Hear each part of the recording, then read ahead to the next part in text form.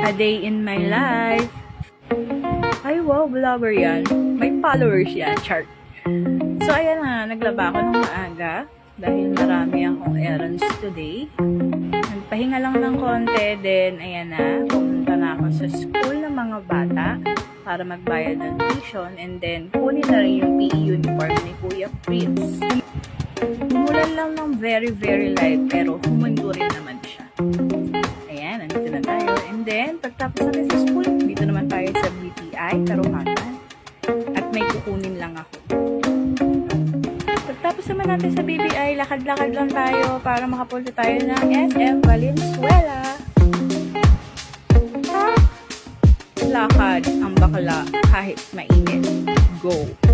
Dahil malapit na lang din naman at sayang naman kung mamamasahe pa ako, go, lakad na yan. At nagbayad tayo ng mga bills and then grocery para sa mga baon ng bata.